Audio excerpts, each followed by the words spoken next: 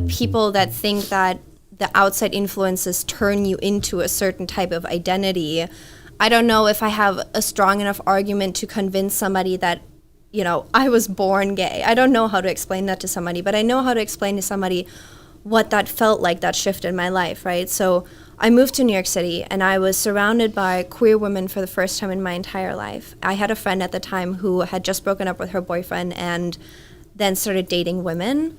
And somewhat around the same time, I had a girl from my past that I was like acquainted with sort of like directly tell me the way she felt about me. That was the first time that happened to me in my life, where somebody that I also had feelings for like reciprocated them directly.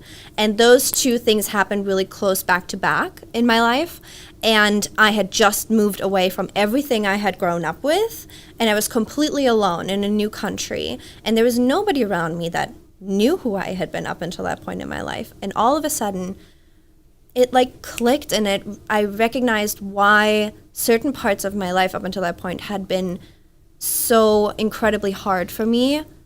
Certain parts of my life, for example, the relationships that I was in up until that point in Germany never felt sustainable. Like I couldn't necessarily say this is what's wrong with it, but I always felt like this is not sustainable in a sense that like I never fantasized about marriage. I never fantasized about the family I would raise with these partners because something inside me just knew that picturing that at 40, 50, 60 didn't make sense somehow. And we don't have to get into the more traumatic aspects of those relationships. But then when I was in New York and I realized when this girl I knew that I had feelings for told me how she felt about me, I realized like, oh my God, Sophie, you fall in love with women.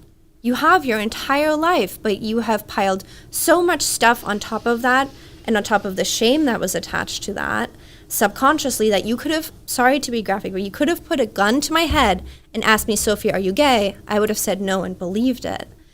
And that split second in my life, it was like that whole house of cards of who I had to be in order to feel like I would still belong to the people around me and the society around me.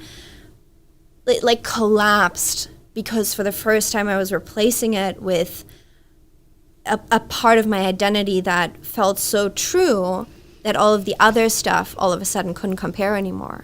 It's like you all of a sudden flip on the color film from a black and white life, you know, and it like the stuff in it in the beginning is crazy. It felt like a huge goodbye, you know, like I was saying goodbye to all of what I had believed to be true in my life up until that point.